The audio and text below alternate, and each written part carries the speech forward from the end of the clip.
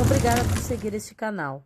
Curta e compartilhe essas palavras para que alcance muitas vidas. Ajude a espalhar o Evangelho verdadeiro. Para você receber nossas mensagens, ative o sininho.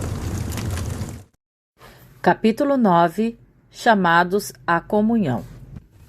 Fiel é Deus, pelo qual fostes chamados à comunhão de seu Filho Jesus Cristo, nosso Senhor.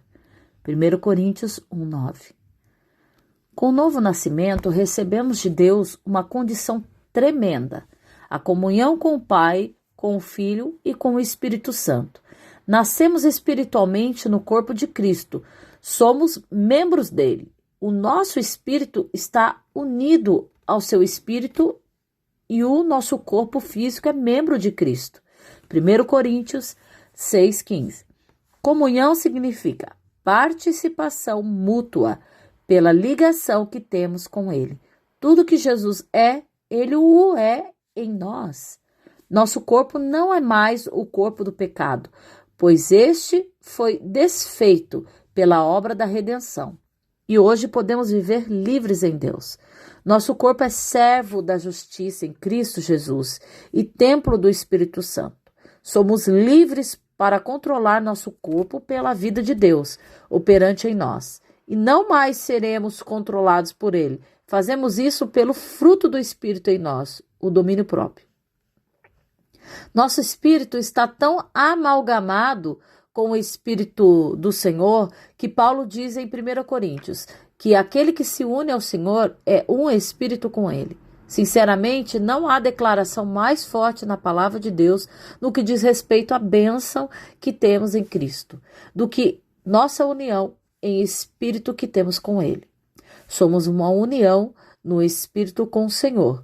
Tudo que é verdade em Jesus, o Filho do homem, é verdade em nós, através dele.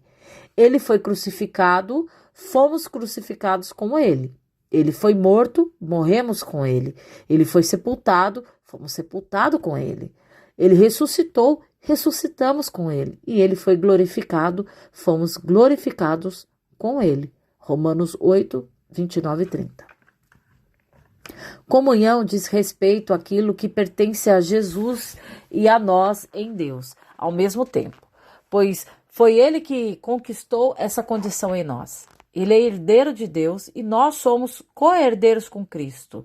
Jesus Cristo, o Filho do homem, é a verdade de Deus para cada um de nós. Ele é 100% Deus e 100% homem.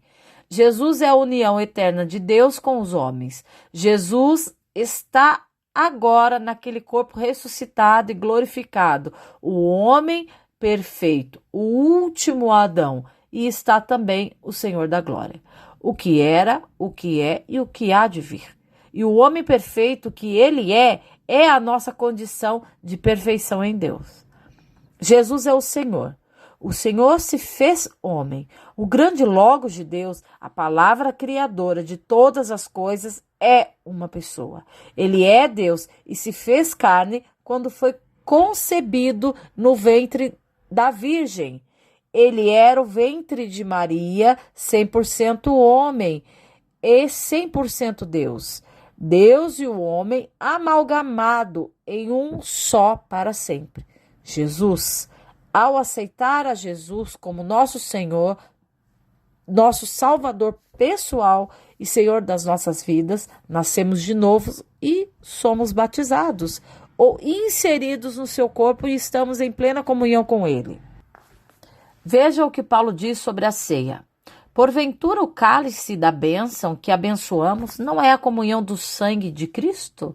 O pão que partimos não é a comunhão do corpo de Cristo, porque nós, embora muitos somos unicamente um pão, um só corpo, porque todos participamos do único pão. Considerai o Israel segundo a carne. Não é o certo que aqueles que se alimentam dos sacrifícios são participantes do altar. 1 Coríntios 10, 16, 18. A ceia do Senhor é uma celebração que revela nossa participação no sangue e no corpo de Cristo. Somos um com Ele e com nossos irmãos. Quando oramos, meditamos na palavra, louvamos e adoramos a Deus, praticamos a comunhão que já temos com Ele no Espírito. Essas práticas não significam que vamos entrar em comunhão com Ele, e sim que já estamos constantemente em comunhão com Ele. Quando nos achegamos ao trono da graça e entramos no Santo dos Santos, vivenciamos a ligação que temos com o Senhor em espírito.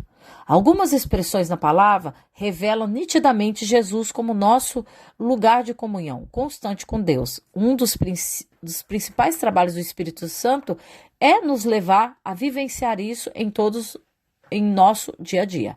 A palavra diz: agora, pois, já nenhuma condenação há para os que estão em Cristo Jesus. Romanos 8:1.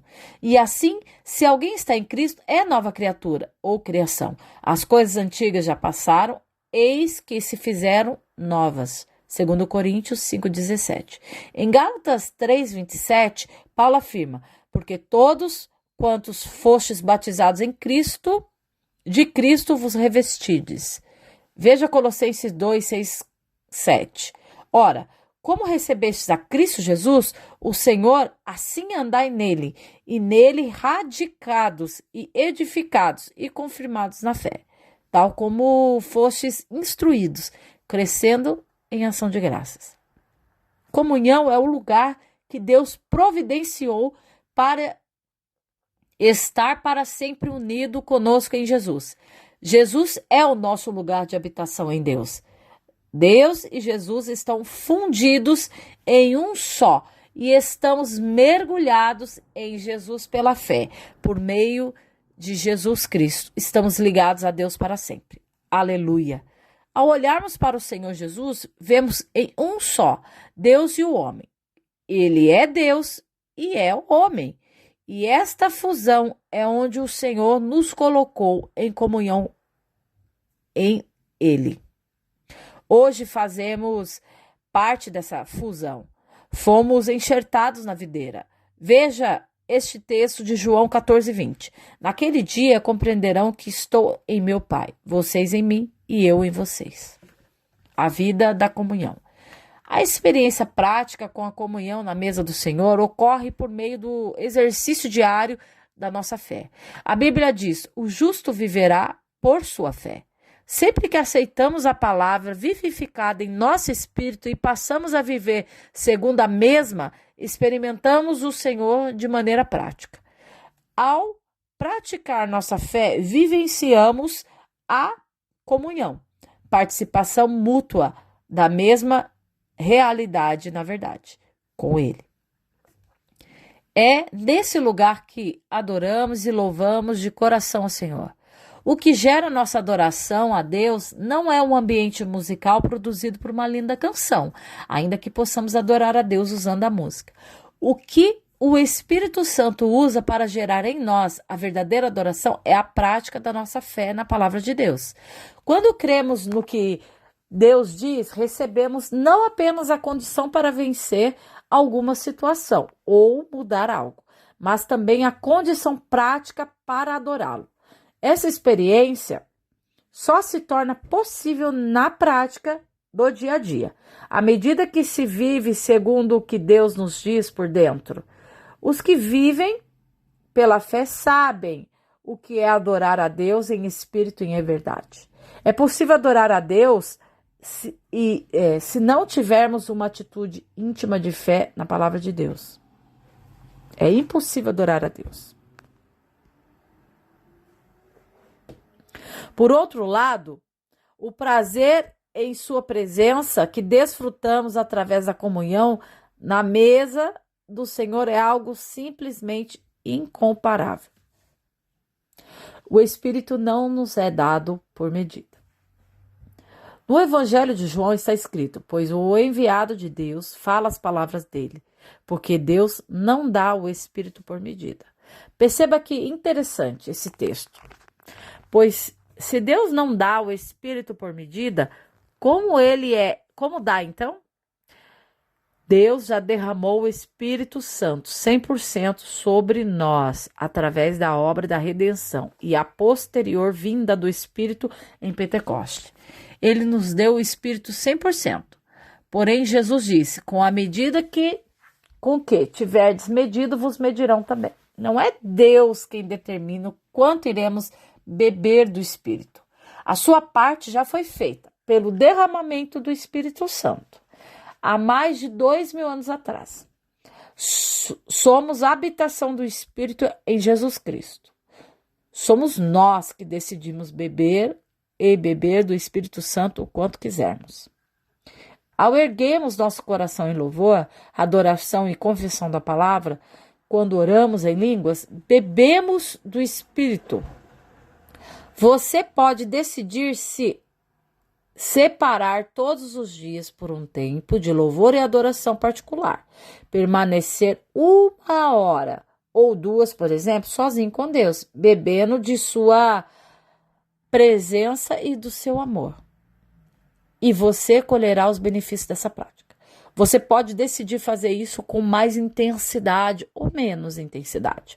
O ponto é, somos nós que decidimos o quanto vamos receber de Deus nessa vida e não Ele. Ele já derramou o Espírito 100% em nós. Lembrando, Jesus disse, com a medida com que tiverdes medido, vos medirão também. Há uma fonte inesgotável dentro de nós, jorrando sempre. E somos nós que escolhemos o quanto beberemos de Deus. Está escrito em Efésios 5,18. Enchei-vos do Espírito, falando entre vós com salmos, hinos e cânticos espirituais, cantando e louvando de coração ao Senhor.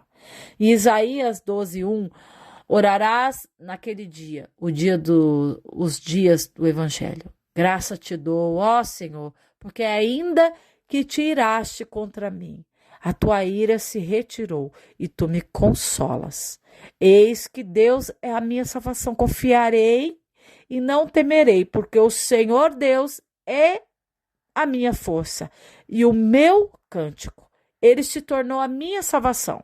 Vós com alegria. A fé funciona na alegria do Espírito.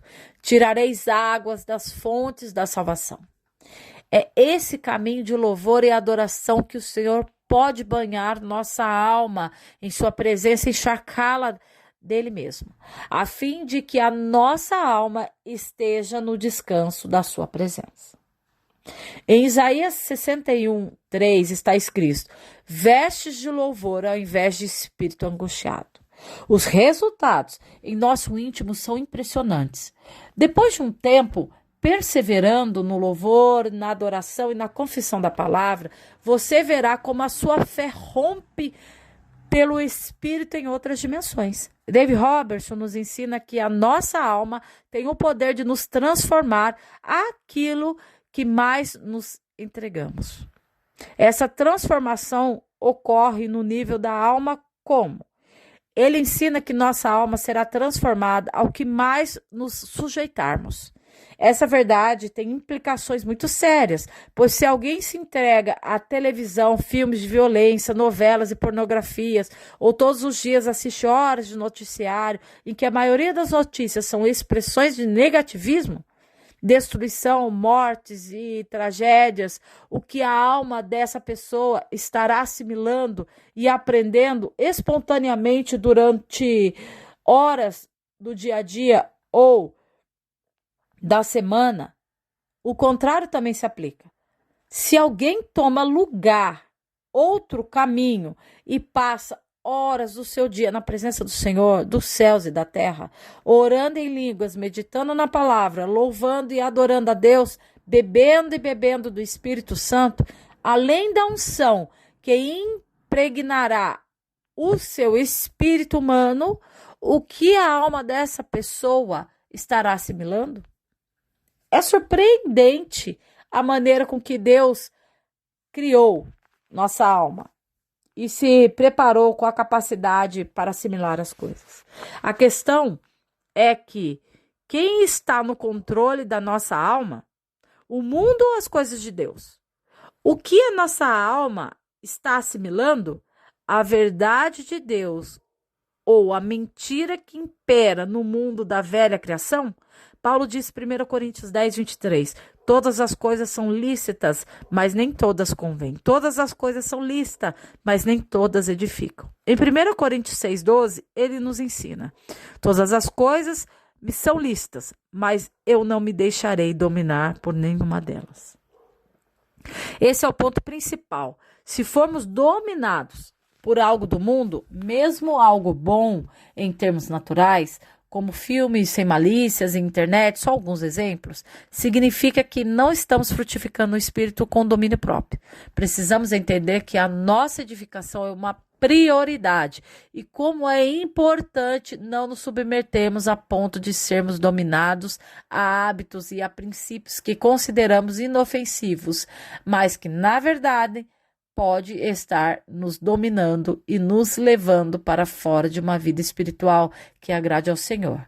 Uma vida de fé, a estagnação espiritual, é o fruto de uma vida dominada pelas coisas do mundo. É impossível vencer na fé como Deus espera que vençamos, se a nossa alma estiver saturada com o lixo desse mundo. O segredo está em orientar nossa mente, nossas emoções e nossa vontade, atributos da alma, para o serviço do nosso espírito. O cristão maduro domina sua alma pelo espírito, ele não é dominado por ela. O Senhor quer nos levar a um lugar nele, onde os atributos da alma servem nossa vida espiritual. Apenas a palavra de Deus, pela operação do Espírito Santo em nossos corações, pode nos levar a este lugar. Paulo diz, 2 Coríntios 10, do 4 ao 6. Porque as armas da nossa milícia não são carnais, e sim poderosas em Deus, para destruir fortalezas, anulando nós sofismas e toda altivez que se levanta contra o conhecimento de Deus, e levando cativo todo pensamento à obediência de Cristo, e estando prontos para punir toda desobediência, uma vez completa a vossa submissão. As armas da nossa milícia não são carnais, e sim poderosas em Deus para destruir fortalezas, anulando sofismas. Sofismas são sistemas de raciocínio desalinhados com a sabedoria de Deus. É fundamental sermos transformados pela renovação da nossa mente. A presença do Senhor é o melhor lugar a fim de experimentarmos essas mudanças. Saiba que todo poder, todo conhecimento, toda unção de que você precisa para isso já está disponível. Não há restrições para o quanto você pode receber de Deus. Só depende de você. Comece a dar passos para dentro de um novo tempo em Deus. Não ameis o mundo. Nessa era das novas tecnologias e do entretenimento, na era do fast food, tudo isso concorre fortemente com uma vida de oração e consagração. O consumismo a que os shoppings, os marketings na mídia lutam para nos atrair é algo muito sério. Parece que tudo grita para a nossa alma, como que dizemos: coma, vista, compre, tenha. E tenha mais, coma mais, compre mais, não pare. Você precisa disso, não pode viver sem aquilo. Como poderemos desfrutar de toda a vitória alcançada por Cristo se estivermos presos pelos laços que atuam nesse mundo? Em 1 Coríntios 10, 1 ao 7, Paulo traz uma exortação muito séria. Ora, irmãos, não quero que ignores que nossos pais estiveram todos sob a nuvem e todos passaram pelo mar, tendo sido todos batizados, assim na nuvem como no mar. Com respeito a Moisés, todos eles comeram de um só manjar espiritual e beberam na mesma fonte espiritual, porque bebiam de uma pedra espiritual que os seguia, e a palavra era Cristo. Entretanto, Deus não se agradou da maioria deles, razão porque ficam prostrados no deserto. Ora, essas coisas se tornaram exemplos para nós, a fim de que não cobicemos as coisas más, como eles cobiçaram. Não vos façais, pois, idólatras, como alguns deles, portanto está escrito: o povo assentou-se para comer e beber e levantou-se para se divertir. Comer, beber e se divertir é algo que tem tomado conta da sociedade em que vivemos. O povo de Deus estava com saudades da comida do Egito, pois cobiçou as coisas más. Números 11:4. No capítulo 32 de Êxodo, esse povo fez para si um bezerro de ouro, e todos, movidos pela idolatria, se assentaram para comer e beber e se levantaram para a diversão. Como esses dois episódios retratam os nossos dias, dias de festas e mais festas, comidas e mais comidas, entretenimento e mais entretenimento, se nós, servos do Senhor, cairmos nessa malha do Egito e entregamos a nossa alma ao mundo por causa de alguma cobiça ou idolatria operantes em nós, o que será da nossa fé e da nossa alma? Em Tiago está escrito que é com ciúmes que o Espírito anseia por nós. João diz em sua primeira carta: não ameis o mundo nem as coisas que há no mundo. Se alguém amar o mundo nem as coisas que há no mundo, o amor do Pai não está nele. 1 João 2,15. Paulo diz em Romanos 8,23. Porque se viverdes segundo a carne, caminhais para a morte. Mas se pelo Espírito mortificardes os feitos do corpo, certamente vivereis. No verso 26, ele ainda diz: também o Espírito, semelhantemente, nos assiste em nossa fraqueza, porque não sabemos orar como convém, mas o Espírito intercede por nós sobremaneira com gemidos inexprimíveis. Podemos nos entregar ao Espírito para que ele nos fortaleça acima da nossa carne, num nível em que a cobiça, a idolatria, a imoralidade, a murmuração e etc. serão mortificados pelo Espírito em nós. E uma das principais maneiras de assim o fazermos é através da oração em outras línguas. Como disse Dave Roberts, hora após hora, hora após hora, hora após hora. Está escrito em Efésios 6,18.